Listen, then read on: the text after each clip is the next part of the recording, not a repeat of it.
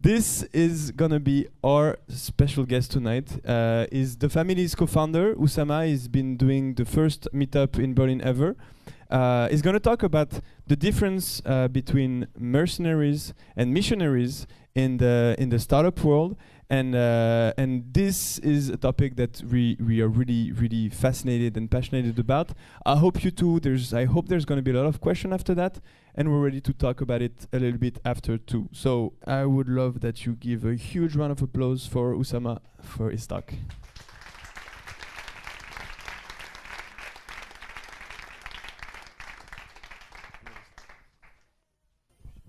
So hello everyone.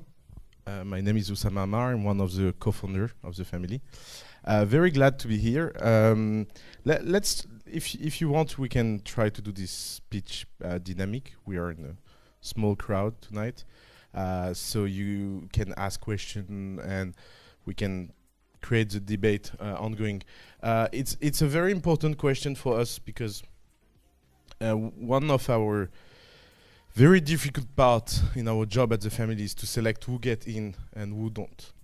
And we have lot of debate around why we should take someone or why we should not take someone. And one of the problems in the startup world is that you can have a lot of rationalization about what people are doing.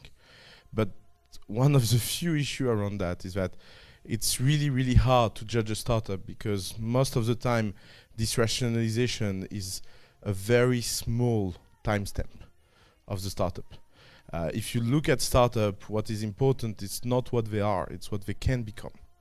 And evaluating what people can become is much harder than evaluating what they are. And so you try to find believe, you know, in your definition of how things can go in the future. And one of the most appealing thing we found out in 4 years is that believers always win at the end. And believers are kind of strange animals in the startup world, and that's what I want to dig on. So few numbers about the family. We take a lot of startups because we are wrong most of the time. So if we want to make some money at some time, we need that someone is lucky. So we have taken in France 515 startups. By the way, we have to update that because we are almost at 600 now. To tell you, on 600 startups, we have 120 startups that have an actual value, meaning that they raise some fund, or they are profitable, or they have some assets that have something. It's more than just a bunch of startups. It's also a movement, in the sense that we are not shy about sharing what we think and what we built. And one of the most important things when you discover the family is that we are very radical in our approach. And in a sense that most people are uncomfortable with, and that's fine, because it's our first filter. It's how you create a wall and keep people outside, is by being very tough and very radical. But it doesn't mean that anything we say is not changeable. So if you know us in France, you know that actually we are very flexible. It's just that between every flexible moment, we are very tough. It's like we don't give any idea the occasion to change easy. You know, you have to fight to change our mind. But we are very happy to change our mind, and especially because we are in ecosystem, startups, where everything changes all the time. There is a lot of things that are true in some contexts, that are not in others. So there is some kind of hidden hypothesis you have to agree with us. And one of that is that we are in the business of building big companies. And that's very important. We are not in the business of building good startups. There is a difference between a good startup and a big company. Every good startup cannot become big companies. And if you look at our business model, we take 5% at creation, nominal price, meaning that after 4 rounds or 5 rounds, we have maybe 1 or 2% inside the company. So you have to understand that our business is about making this 1 or 2% very meaningful. Because Hugo's salary is very expensive. You don't imagine how much we have to pay him to come to Berlin. It's it's like our cash burn explode because of that. But joke aside, it's for us building a thought leadership and building a doctrine about what we think is as important as being into action. And usually there is like a kind of dispatch between the people that think and the people that act, and we try to do both. We think very deeply about what we do, but we also act without thinking most of the time, and we see which one works best. We have a theory about company building that is very important, is that companies are much less important than people.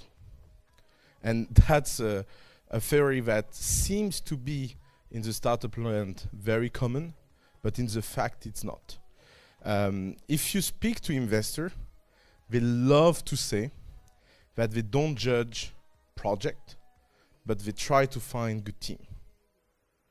And if one day as an entrepreneur you go and pitch a startup, pitch an investor, sorry, what he will ask you? He will ask you what you are doing, what is your business model, how do you make revenue, how do you grow, what is your metrics, blah, blah, blah, how you build your product, blah, blah, blah. But he will not ask you how you was as a kid, what do you enjoy in life, what makes you special, why you believe you can win. Because actually he doesn't really care. Because in the grand scheme of things, people that put money inside startup, they always have this feeling that people are replaceable. And what is important is what people do. In our experience, we know that a good team with a very, very bad idea makes much more money at the end than a bad team with an incredible idea. But the problem is how you don't get appeal by that. Because the problem is when people pitch you stupid things, you want to tend to think they are stupid. It's a very natural path. And when people pitch you things that you really believe in, it can get very easy to forget who they are and just be like, yeah, it will work out. And every time we did that, we regret it. So we built this theory about company building that everything comes down to the who question, much more than the what question or the how question. And the problem with the who question, it's a very tough one to be honest about.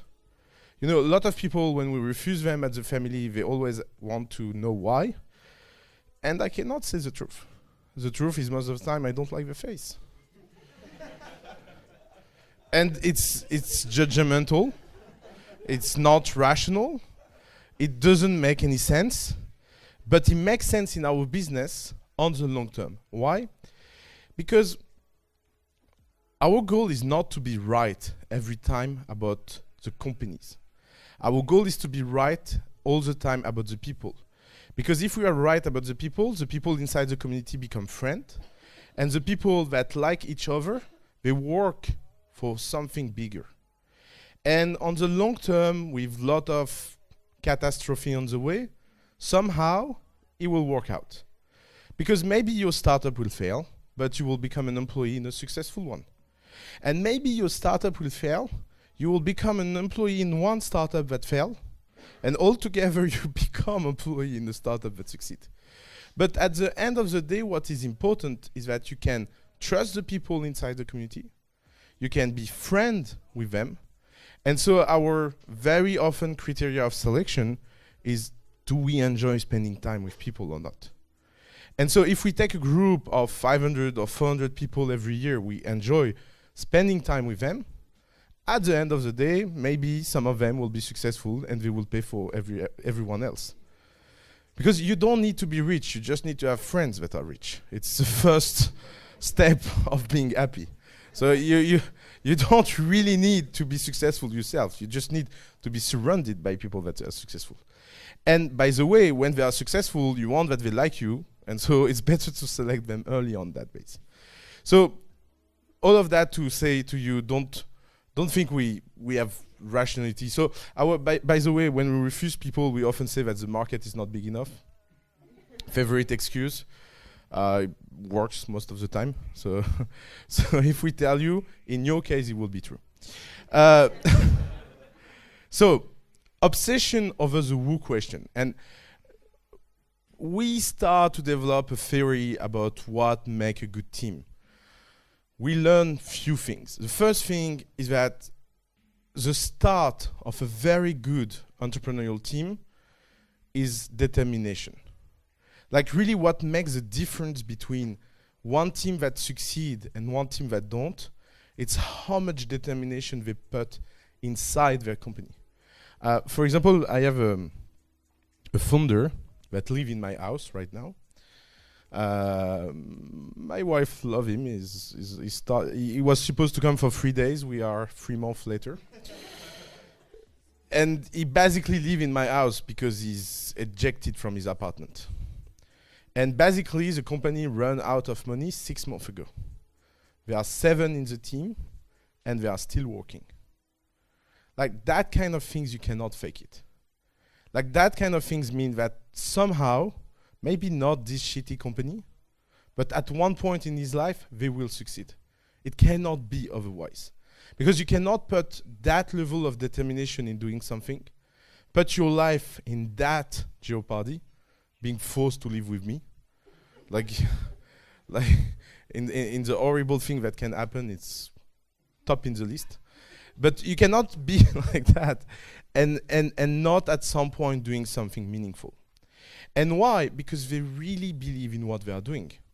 And that's the first difference between missionary and mercenary, is that the good thing with missionary is their irrational part. You know, everyone wants to be the rational guy that is smart in the market and takes the right decision.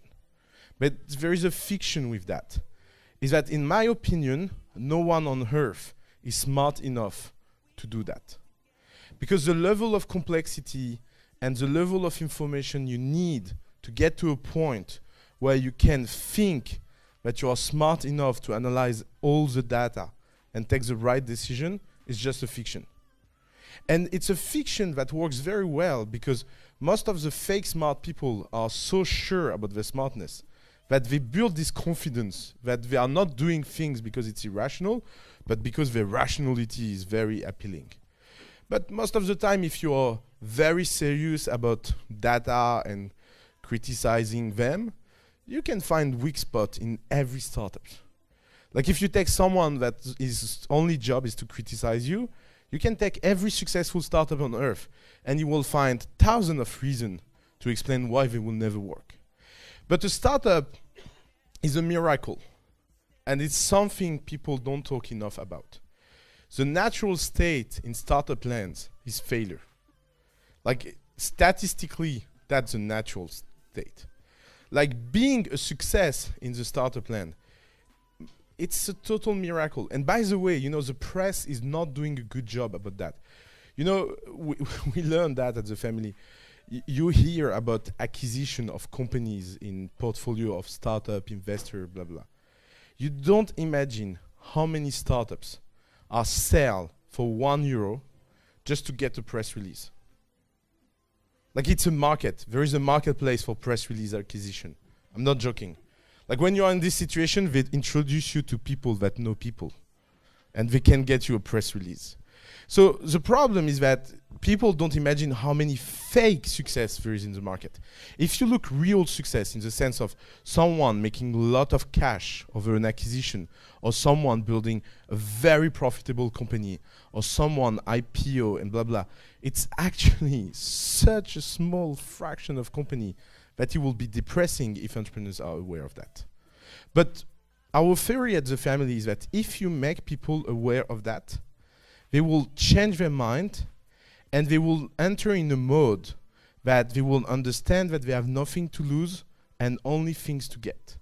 And if you can get people in this mindset and change their mindset from I'm worried to lose a few things I get to I'm ready to do whatever it takes to be on the success side, then it changes the odds. Because if you think about it, statistically, you can be wrong 1,000,000 of times. If you are successful only once, you can then and talk to the people all your life about that. It's one of the good things about being right once. And people will forget everything you did wrong. And by the way, that's why most successful people are so bad at giving any advice that is meaningful to anyone. Because the only thing they can explain is why they are successful. And most of the time, it's so contextual that you cannot replicate it. So it's not scientific. You have to admit that there is a huge irrational part in success that we don't control, and you need to be comfortable with that. The second thing that we are looking in people, and is very linked to determination, is courage.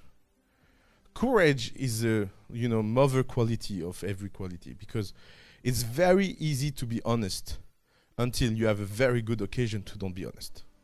It's very easy to be provocative until the point where it's hard to be. I can tell you a story that... Seriously? No, I'm kidding. So I always dream to do that.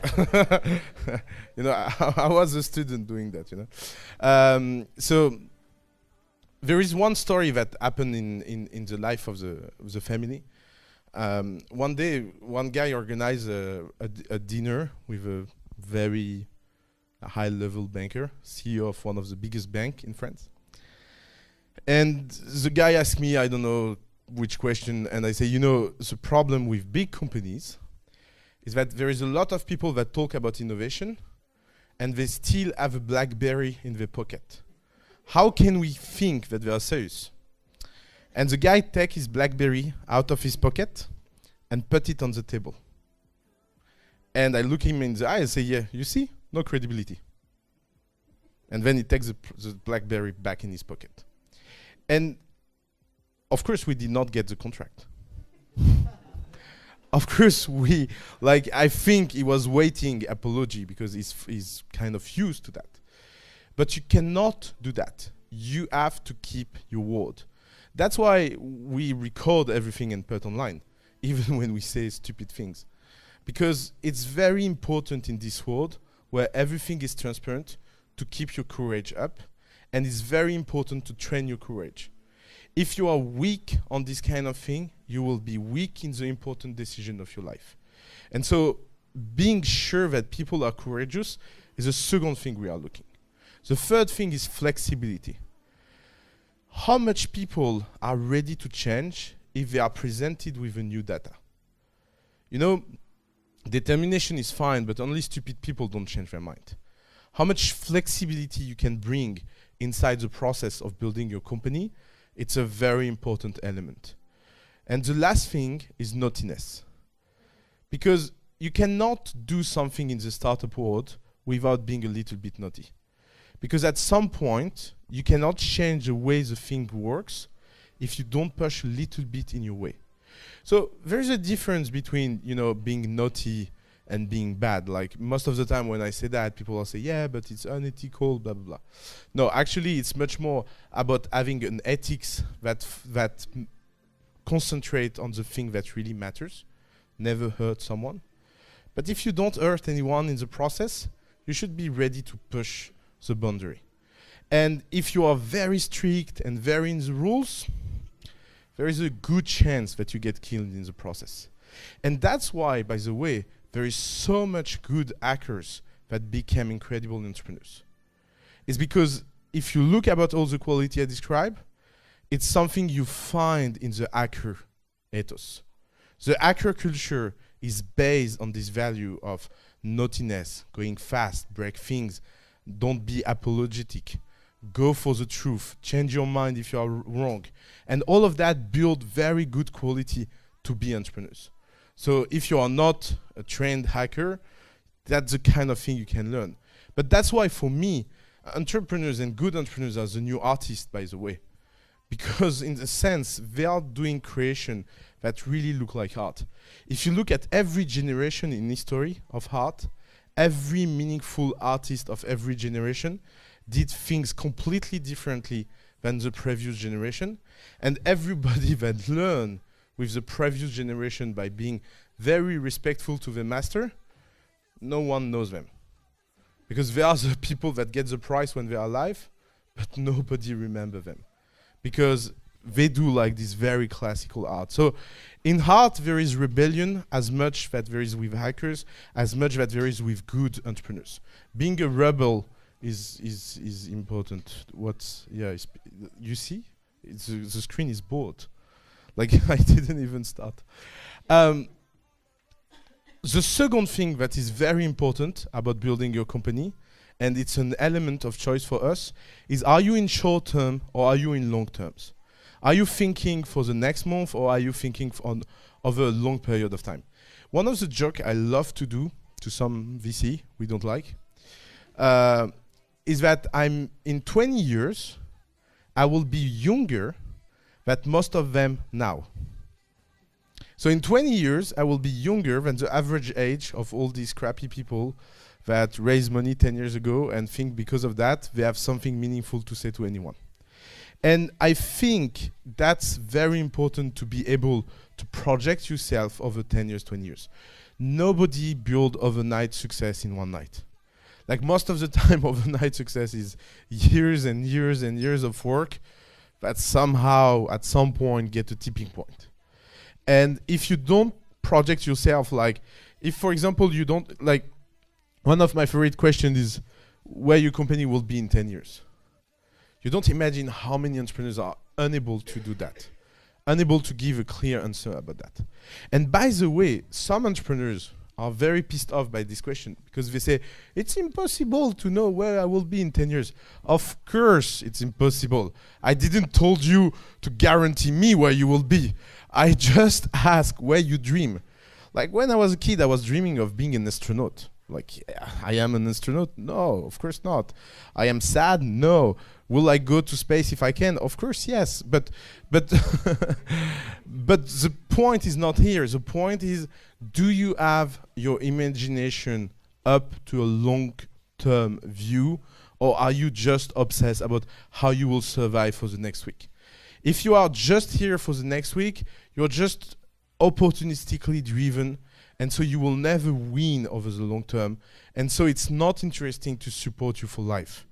And that's why it's so important that you be driven by the long term, because it's on the long term that you can build things that are lasting and that are successful.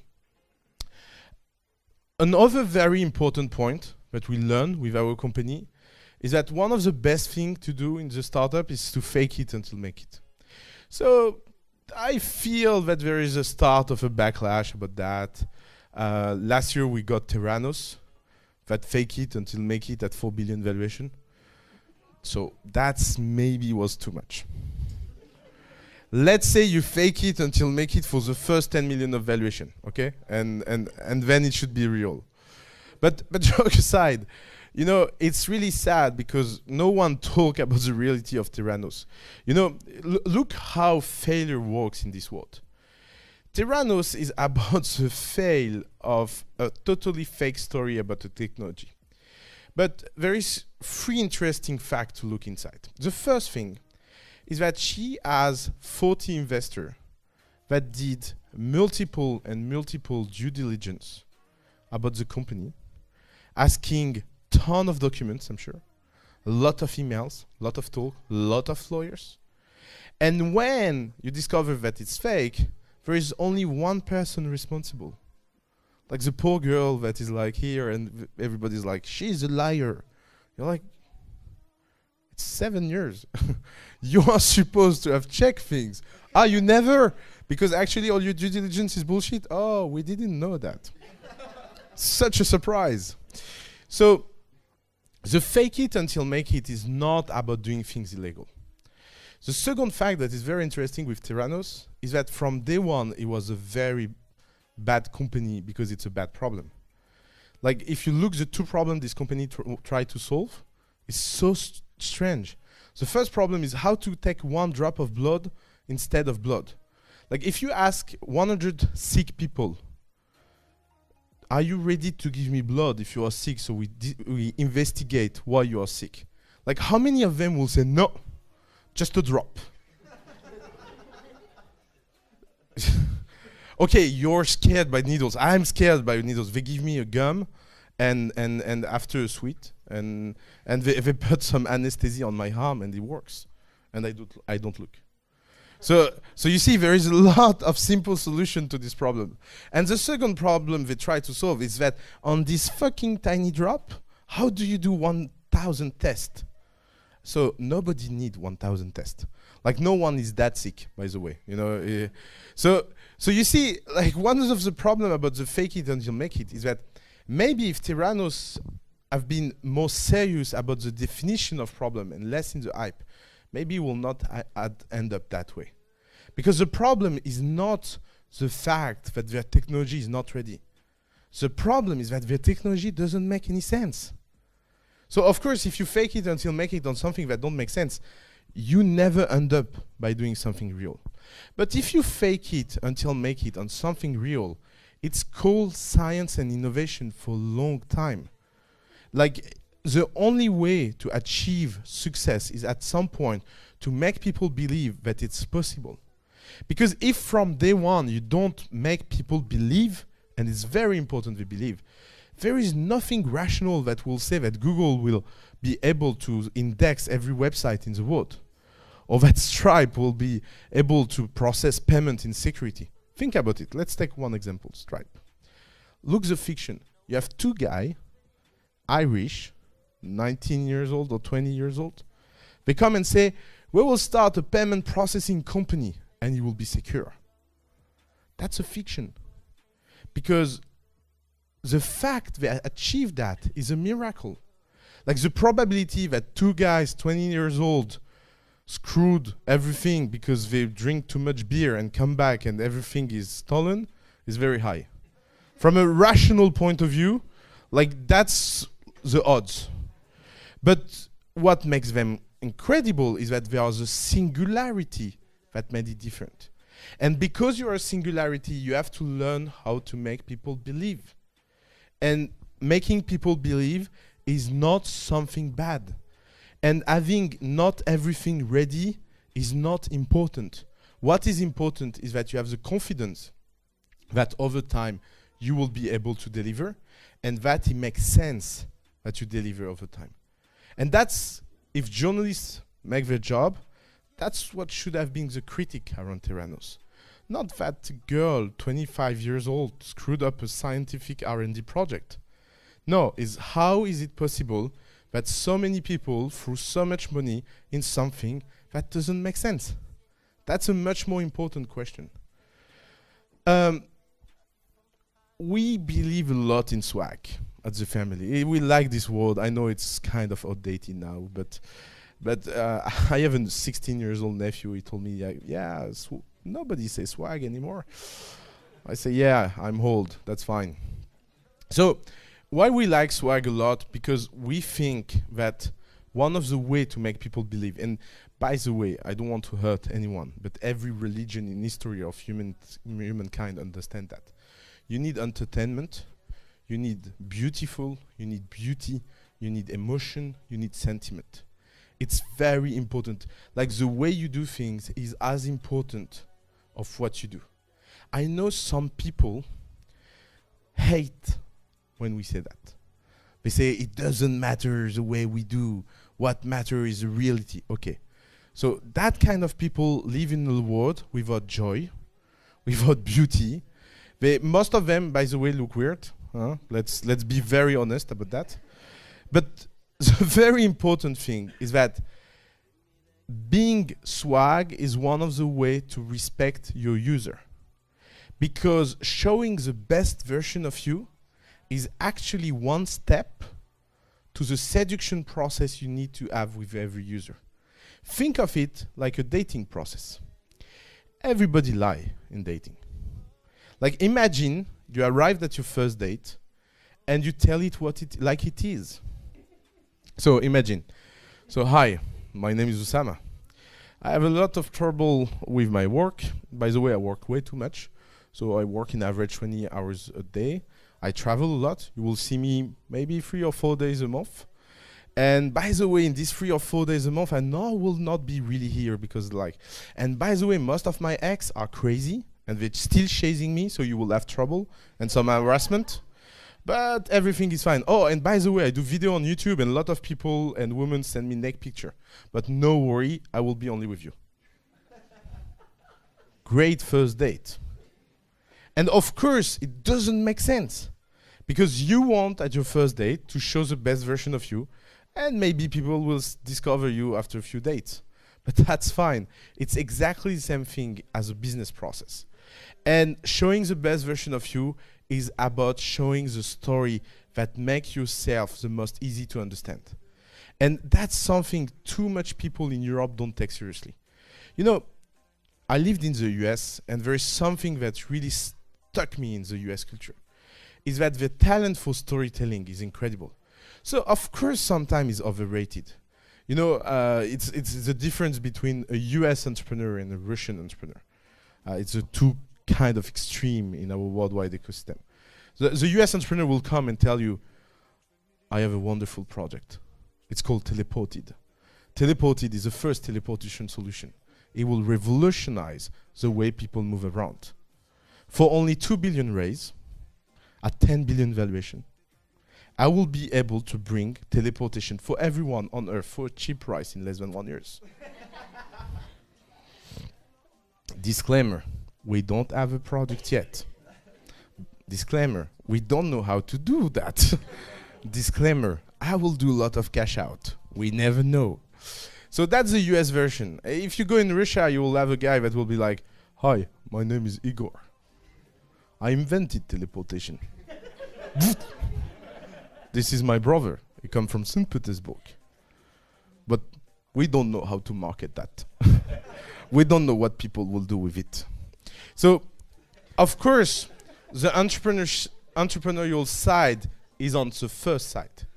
So, of course, if you are the kind of entrepreneur that don't build real product, all of that will end bad. You know, it's not like entrepreneurship is not one recipe book. You know, you can read a lot of books about that's a good way to do entrepreneurship. The 10 advice to don't fail, the 20 failure that everyone did, blah, blah, blah. You can read all of that. And it's great, by the way. You know, it's like when I was an entrepreneur 15 years ago, I had nothing of that. I had to discover everything by myself, and it was horrible. So the fact that now there is so many advice is a good thing. But what is a bad thing is thinking that all of that is a one-way recipe. It's not a one-way recipe. It's a very complicated life thing. And so like everything in life that is complicated, you need a lot of things on the way. But storytelling is a very fundamental element of that. And building beautiful storytelling and appealing to the aesthetic part of the mind of people is very important. Yeah, I did that. Another thing you have to think about, especially if you are looking for a co-founder or you are looking for a project to work on, we call that the dark matter. So it's a little bit of a geek joke. One day I read somewhere over internet, I'm not sure it's even real, by the way,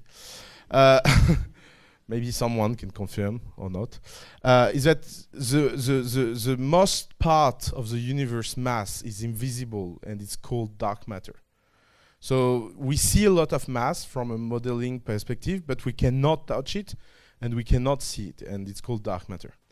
And when I read that, I had this, feeling that my job was exactly the same, is that most of the good entrepreneurs are invisible, in the sense that most entrepreneurs can come from anywhere. One of our motto at the family, it's on our website, first page, is anyone can be an entrepreneur.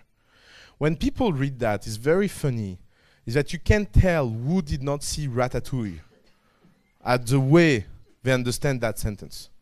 Because the people that did not saw Ratatouille, they understand everyone can be an entrepreneur. Meaning that anyone that works hard enough will be a successful entrepreneur. But it's not what we mean. What we mean is that the next entrepreneur will always come from a place and a background and a style that no one can predict. And it will always be surprising. If you go in Silicon Valley, you will see the fashion trend of every generation of entrepreneur. So, in the 90s, everybody was wearing suits because it was MBA time during the first bubble. And so there was few MBA that was successful at building Yahoo, blah, blah. So everybody was dressed like them. And then there was Mark Zuckerberg with his hoodie, and you started to see everyone wearing hoodie. One of the funny things about that is that Mark Zuckerberg did not succeed because of the hoodie. He succeeded despite the hoodie. It's a very important thing to be aware of. So you can wear a hoodie, but if it's not your thing, you will never be. And that's what makes Zuckerberg so important, is that he never gave a fuck about how he dressed, because he just wanted to be himself, and he built success his way. And that's one of the elements about being an entrepreneur. Are you driven by what other thinks, or are you driven by what you are? And sometimes what you are is not successful, but it's fine, because you will build a kind of rationality you can understand and build some decision around that. So dark matter is about how do we bring the invisible to light, and how we convince some people that will not think that they can be entrepreneur, that they can be entrepreneur because they have the right quality, even if they don't have the right style. And so too much in this entrepreneurship world is about which style do you have and which style do you fake, but it's much more important to be driven by what kind of thing you have special that no one else have before you. There is a lot of old-fashioned signals that are dead on market, and people did not realize it yet. And it's important to be aware of that. And I will give you a very controversial advice. I don't believe in mentorship. A lot of people believe in mentorship. A lot of good people believe in mentorship.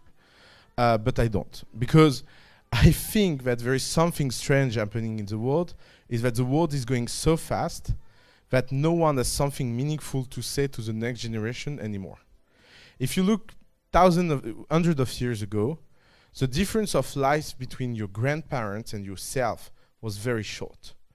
Like, you can imagine how your grandparents lived, and it can be something you can emotionally connect to. So when your grandparents give you advice, they give you advice about something that is still real. If you look in our period of time, imagine that 10 years ago, no one had any camera on their iPhone, because the iPhone did not exist. And so, look, everyone learned how to do a selfie in 10 years. World can change fast.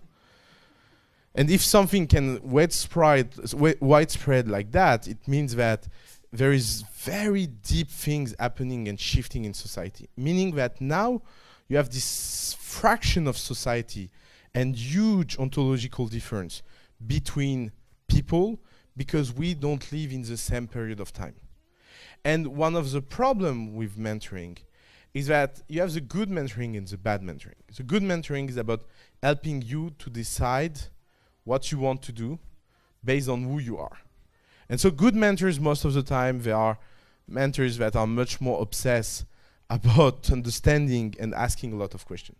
By the way, you can notice if it's a good mentor or not with a very simple tips. Do he ask questions or not? If he has a feeling to know what you should do, forget it. Because it's impossible to live in multiple time in same time. And so if you look at every moment in life, most of the people that are happy are not the people that listen to the previous generation, but there are more people that take example in their peers. And developing a peer network of people doing the same thing of you at the same time and hunting in group is much more efficient to learn fast than asking famous people that are older and they don't have a clue of your reality. I will give you a shameful example. One of the very strange things about making money in life is that you totally lose touch with the reality of life of people. And for example, I never talk money with entrepreneurs because I didn't work like the last time I got a salary in my life was 10 years ago. And most of the time when I think about how people live, for example, sometimes I'm very shamefully, I don't understand how people live with the salary they have because I don't get how they do. But when you get out of touch like that, you have to be aware of that. It's not a question of faking it. I'm very happy to be disconnected with that. Like, it's one of the best parts of my life. But it's not about me giving advice to people. Like, how can you give advice if you don't feel it, if you forget it for too long? So if you want money advice, take advice from someone that lives like you. Don't take advice from someone that is living totally in different way than you because of life opportunities. So that's something very important. So another thing, don't trust consultants. So mentorship is something, but consultants is another thing. And there is no one in the startup land that is successful making consultant work. Like I tell you, like one of the biggest waste of any startup is when they try and start to hire people to advise them about what to do, because you have to learn everything by yourself. And I will give you a very counterintuitive lesson. Most of the time, you should never delegate what you don't know how to do. You know, most people, they do what they know, and they delegate what they don't know. But you should do the opposite. You should delegate what you know, and you should do what you don't know. Because every time you will delegate something you don't know how to do it, you will get screwed. Because you will be an easy target. You know, if you don't know how to code and you find a coder, and you will tell him, I want to change the color of the button, he will tell you it's very complicated. I need to refactor the code. And when you hear that, it's an advice that something is wrong. So it's a tip that something is wrong. So always learn to do things even if they are bad. Because when you learn to do something, you will know how you define good and what is good. And from that perspective, you will be able to take decision about how to delegate. And then you can avoid sometime to get screwed. So think about that. Like it's very important to develop this hacker ethos that you should be able to do everything. By the way, it doesn't mean forever. Of course, building a company is not about doing everything by yourself forever. It's just about doing every step yourself to be comfortable to find better people than you to do it. But you cannot know what a good people is until you did it. And then it becomes a very good judgmental thing. If you hire someone that do worse than you when you are not an expert, you know that he's a bad guy. It becomes very obvious. When you don't know, you always ask questions, or worse, you need to ask the advice and the opinion of others, and then you lose your internal rationality. Culture is much more important than process. So I know that we are in Rocket Land here, and I know that there is a lot of people from Rocket. And I will give you a little secret, I already told Oli, is that I think that process kills companies. And it's impossible to scale through process at early stage. Process are good for company that can be run by stupid people. But when you are at the early stage and you need smart people, process puts the smart people out. And process attract people that are less smart. And so you don't want that. And so you should be comfortable with the mess that you have not having process. You need to have KPI for sure. You need to have target. You need to have a strong culture, and people should be able to understand why they do their work, what is the mission of the company, and how their work is linked to the mission of the company. If you're not able to do that with every employee, what do you do? Why do you do it? And how it's linked to the overall mission and how that participates to why you are here. If every employee in your organization cannot do that, then your organization is screwed. I can tell you, because it's way too much complicated to succeed without people that are smart enough to learn by imitation. And that's why process are bad, because process hide these kind of things. If you have too much process inside your company, people will do the thing inside the process. They give you the feeling that they are efficient. They give you the feeling that they know what they are doing, when actually they are just monkeys applying rules. And if that's the case, then when you will face a problem or a trouble or a crisis, and you always face crisis at the beginning of your company, and especially when they are successful, by the way, and that's when the organization is unable to take that challenge, because not flexible enough, not agile enough, not strong enough, not violent enough. So all of that come down to something that I really believe is that if you cannot see the soul of the company shining, you will know that you are in a bad company. And so, how do you define bad companies? The first characteristic of a bad company for me is companies that are obsessed about ideas. Like, ideas are commodity. You know, it's like we are in a world where information flows so much that there is no sense of being obsessed or secret or safeguard about what is your ideas or what makes you different. Like, that doesn't make sense anymore. It's not about being cool. It's just that the best product always wins at the end. So I know it's controversial because there's a lot of crappy product that win. So understand that sentence very well. I'm not saying that bad products don't win. There's a lot of bad products that make successful company. Look, Microsoft. I mean, good example. But what I'm saying is that best product succeed. So it's not the only way to succeed, but it's one of the most risk-averse way. Because if you build good product at somehow, even if you are bad at everything, and if you are scrappy and cash savvy, and if you have a long of time, you will figure out something. Let's say that being an entrepreneur is like passing an exam, and that exam has a time limit that is defined by yourself. That's what is entrepreneurship. If you ask everyone in this room to pass a math exam, and you give everyone 10 minutes to pass it, maybe one guy will succeed. But if you give infinite amount of time to everyone, and you have no other choice in your life than solving that problem, everyone will figure out the solution. Some of you will maybe take 20 years. But somehow, at some point, you will figure out. That's a really deep belief of the family about company building. So building a company is about putting yourself in a long time period enough so you are able to find out the solutions that are not obvious. And that's why building good product is a good strategy, because if you build good product and save time and get a lot of time on the way, you are on the right path to build something good. Pay attention to fake growth. So, you know, we love growth hacking at the family. I know the buzzword will be killed enough soon. I hope someone will invent a new word. So, like, I don't know. I don't have it.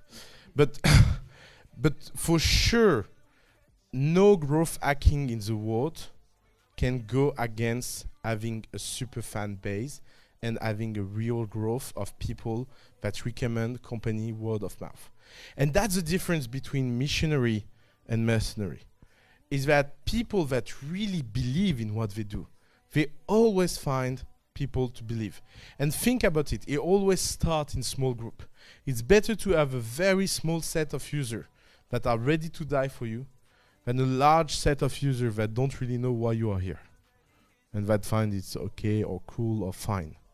Like, that's not what you want. You want people that are crazy enough to be ready to die and live for you.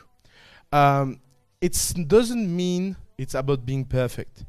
Often when I do talk and I explain that good product works, blah, blah, I always end up with what I call the crazy, scary, timid entrepreneur. You know, the people that work 10 years on the product to do something incredible, but actually it's not incredible because no human ever use it. So being good at product means launching often, being on market, talking with people. Because a good product is never defined by your opinion, is always defined by the market opinion. And that's something important. You should put your ego aside. And if you think that you are good enough to judge what is a good product, you're a fool. Like, the only people that can judge is outside. Is the people that have nothing to lose. You know, why every parent thinks that their kid is cute and beautiful? It's because they have perfect. You have a kid. Yeah, I feel it. I know. Okay. Okay, you are a perfect child. Why? Because first, like that, no parents keep their child. So it's good that we believe that from a biology perspective. But also because they have no choice. They spend so much time with the kid that of course they see things that no one else see. If you look the kid of others, you can be very, very much able to judge. And especially if it's stranger kid. Because you have no attachment. And then you can say, oh my God, this kid is ugly. But that kind of honest feedback can come only from the outside. It cannot come from the inside.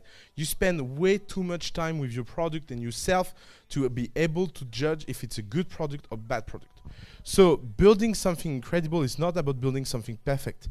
It's about building something that people love. And the only way to make people love something is to spend a lot of time with them and that they are used to that. And if you achieve that, you achieve something that is very beautiful, is that you don't just build a company, but you build something that people remember. And so let me just talk about that, and you will understand what is important for us as a family. Is that for us as a family, it's not just a question of financial success or revenue or all of that, because we don't have that much control over that. You know, it's if you look every successful company at the family, most of the time no one will have believed that they will be successful. Like it's always surprising. And if you look all our failure, they are always company that we believe so much inside them. Like by the way, it's even become a joke internally that now when we believe in a company, we should downgrade the valuation internally. Like, you know, we ask and we say, do you believe? Oh, fuck, yeah, okay, it's done. So, joke aside, it's really, really hard to build something meaningful. It takes time, it takes commitment, it takes a certain kind of personality. And the problem is that we are in an ecosystem where everyone wants to become entrepreneurs. And that's a problem, because we are not all equal around that. You know, one of the first time I noticed that is when I heard this story that traumatized me, is that the Airbnb founders lived in Airbnb for 3 years without an apartment of their own for 3 years. You imagine the kind of commitment? Like, how do you want to win with a copycat of Airbnb against that? You can throw money in AdWords, you can throw money in competition. At the end of the day, they will find a way to kill you. Because living 3 years in Airbnb apartment all time long is just being nuts. Like there is nothing good about that. For your life, for your health, for everything. Like imagine a relationship. Yeah, so sweetie, which apartment do you want this week? It's like it's a level of commitment that is totally nuts. And that's the kind of nuts people that build company like that. So if you think in terms of career perspective, what do you prefer? Do you prefer to fake it and think that you are this kind of people and try to do it even if you like to have your own place? Or do you want to go and work for this kind of crazy people? Because what do you prefer? 0.5% of Airbnb or 100% of a startup that will never go somewhere? And that's why this question is so important for us. Because every time we look someone in the eyes, we ask ourselves the question, this guy will do the crazy stuff that no one is ready to do? And if yes, whatever we think about his idea, we will take it. You know, I think I learned that the first month at the family with one of the first company we backed. That founder was in a business trip, and his wife was pregnant, and she delivered, And so she called him and said, "Do you short your business trip?" And he asked why. Sorry, I didn't get it. Why I would short my trip. And you know, on the personal side, I was shocked. You know, I was like, oh my God, you really told your wife that? But on the investor dark side, I was smiling. Because you need that kind of nuts. Because who do you think any competitor can win against that? It's like going in a street fight and being in face of someone, and you go and fight for your life, and the first question you ask is, what are the rules? Are we able to take weapons? How it works? Of course, if you are in this kind of mindset, you will lose. If you're in a street fight, what matters is not how strong you are. It's not how smart you are. It's how mean you are. How much you are be able to do whatever it takes to survive. And the problem is that, of course, for the sanity and the savior of our society, that should be a minor act. Like if the majority of people was like that, it will be a hell. Like, you know, most of the entrepreneurs at the family, I love them and I really love them as friends, but I wish to no one to marry them. Really, girls included. So it's like so strange to have like this dichotomy between having exceptional people from a professional side, but not that easy to manage on the personal side. But that's fine, because you don't need a lot of them. And my theory is that the number of companies that will be created in the next 5 years will be hugely bigger than the number of companies that have been created in the last 10 years. And because the barrier to the entry is getting lower and lower, and because everything is so easier, and because launching a company is becoming so commoditized, that the only one that will win is this kind of people. Maybe in the first generation of entrepreneurs, some weak people can survive because the competition was not so high. So the kind of entrepreneur that do it for the money, or do it for being famous or successful, or because they saw a market opportunity, like all these people, for sure, they had survived until now. But pay attention, looking backwards is rarely a good way to understand where we are going forward. If you look forward, I believe that the ones that will succeed are the ones that are able to put their life inside the project, where there is no difference between their life and their project. And that's the kind of entrepreneur we want to back. You know, and I know it can sound tough, harsh, and all of that, but it's fine, because again, it's not for everyone, but anyone can do it. Thank you very much.